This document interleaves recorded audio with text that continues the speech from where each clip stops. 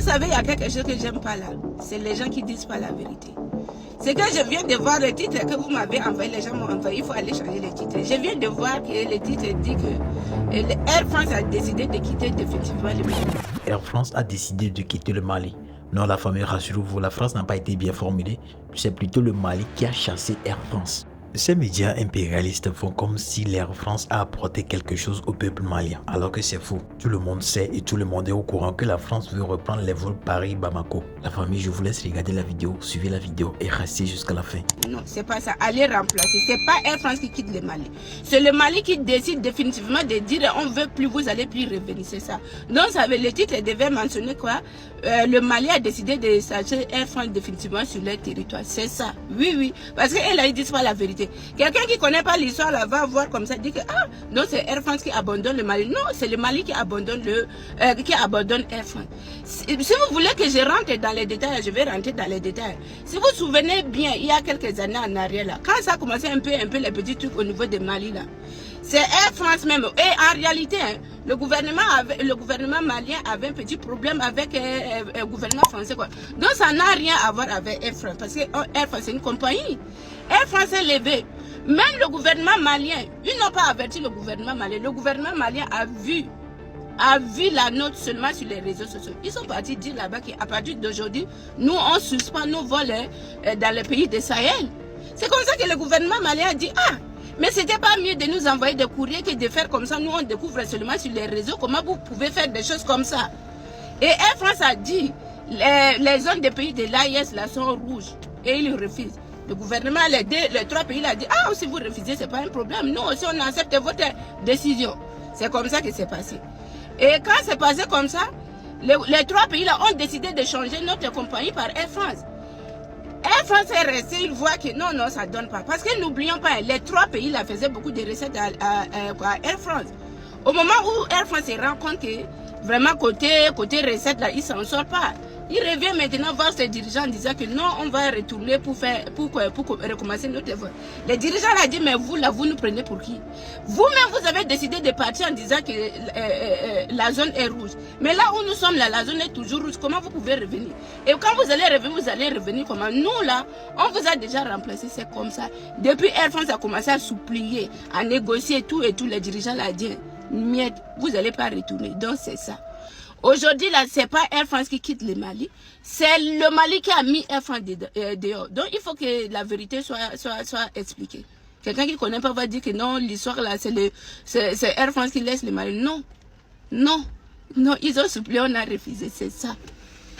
Famille, il y a de très très bonnes nouvelles. Air France quitte définitivement et ferme ses portes au Mali. Oui, c'est confirmé. Regardez ce qui est écrit. Air France quitte le Mali. La compagnie aérienne Air France ferme officiellement sa représentation locale au Mali le 30 juin. Air France a fini par comprendre que les autorités maliennes sont sérieuses. Oui, Air France a fini par comprendre que dans l'AIS, il n'y a plus possibilité. C'est vous, vous êtes fermé les portes vous-même. C'est vous qui avez décidé de ne plus voyager dans les pays de l'AIS. Maintenant que vous voulez reprendre maintenant, les autorités dignes de l'AIS disent non. Vous n'allez plus voyager dans l'espace de l'AIS. Non, c'est fini. Le Mali ferme la compagnie aérienne Air France officiellement le 30 juin. Ça veut dire le 30 juin, Air France doit tout plier, ramasser ses archives, tous ses papiers, tout ce qu'il a déposé au Mali. Il doit tout ramasser pour partir avec. C'est fini. Air France ne va plus revenir au Mali. Jamais, plus jamais revenir au Mali. Oui, c'est de ça qu'il s'agit. Dites-moi en commentaire, ce sont des très très bonnes nouvelles ou pas. Pour moi, ce sont des très bonnes nouvelles. Oui, parce que avec les autorités de l'AIS, c'est du concret. Oui, œil pour œil et dent pour dent. Vous avez décidé de ne plus revenir dans les pays de l'AIS.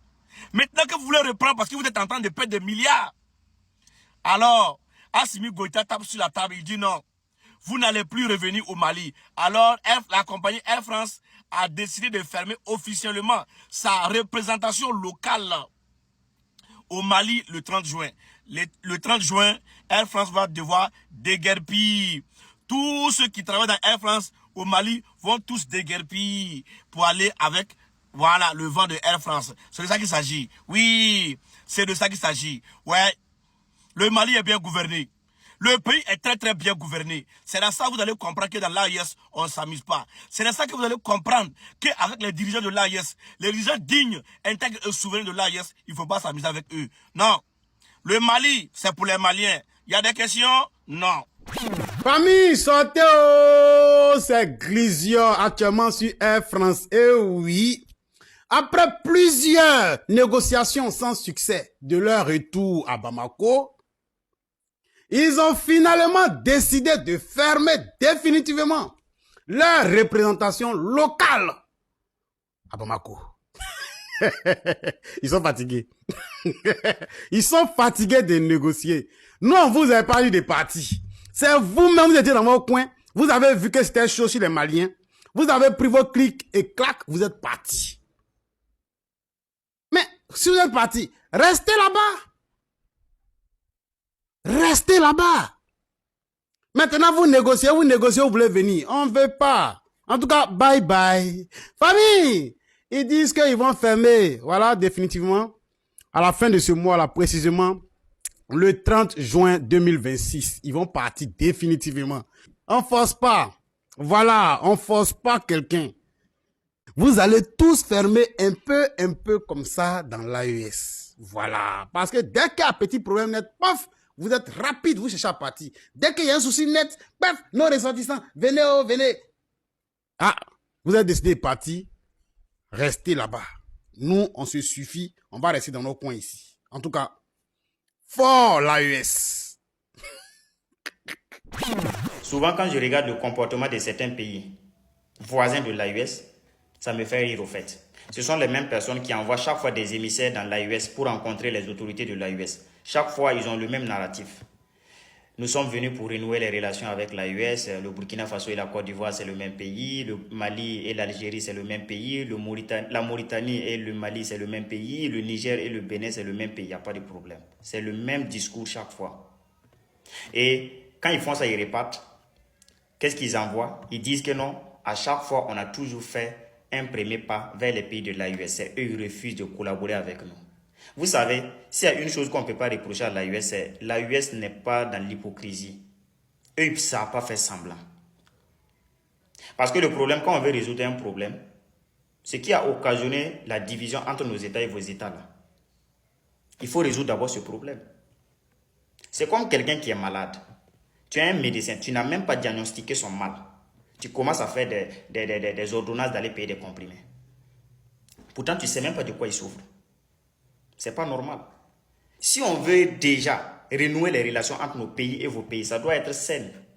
On doit déjà diagnostiquer le problème et essayer de voir dans quelle mesure on peut résoudre le problème. Mais non, se lever puis venir vous dire on veut qu'on renoue les relations comme avant. Mais l'AES là, quand même, un État que vous avez essayé d'asphyxier par tous les moyens. Aujourd'hui, l'AES ne vous interdit pas de collaborer avec un pays que vous voulez.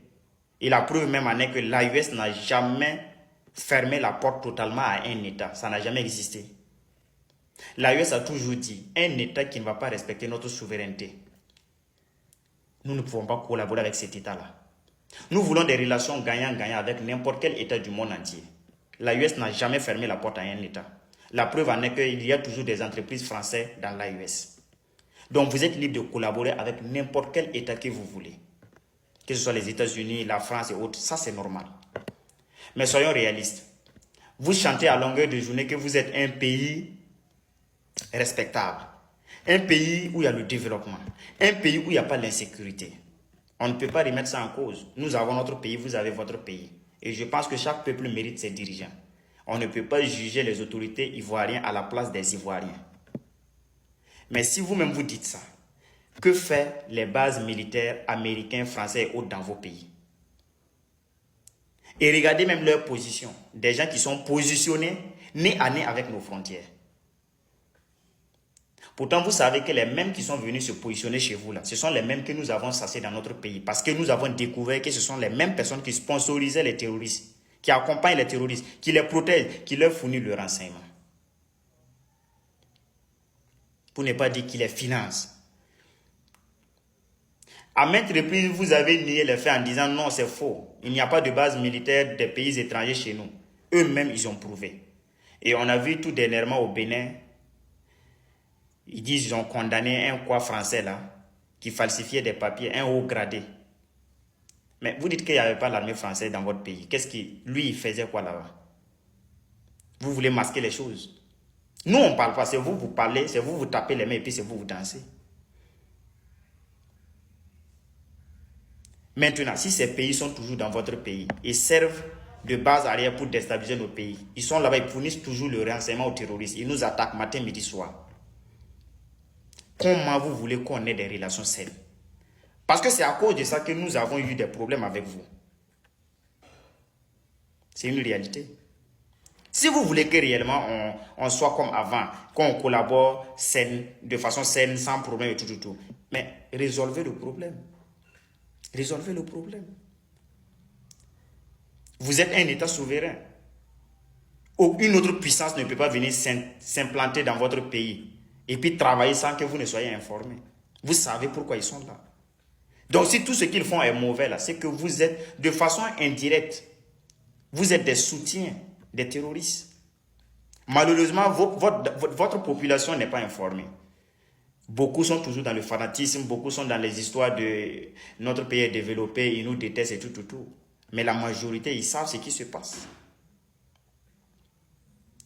Ici, le problème n'est pas d'envoyer chaque fois des émissaires venir voir les autorités de l'AES pour essayer de résoudre le problème, mais c'est de chercher à savoir qu'est-ce qui a occasionné cette fracture-là entre nos États et vos États. Essayez de résoudre le problème. Vous allez voir que ça ne va même pas prendre du temps. La famille, j'espère que vous avez suivi la vidéo. Voilà la décision finale des autorités maliennes sur le cas du vol Paris-Bamako. La famille, laissez vos avis dans le commentaire car nous sommes arrivés à la fin de cette vidéo. Et si vous avez aimé la vidéo, n'oubliez pas de liker, de commenter, de partager, de s'abonner et activer la cloche de notification. On est ensemble.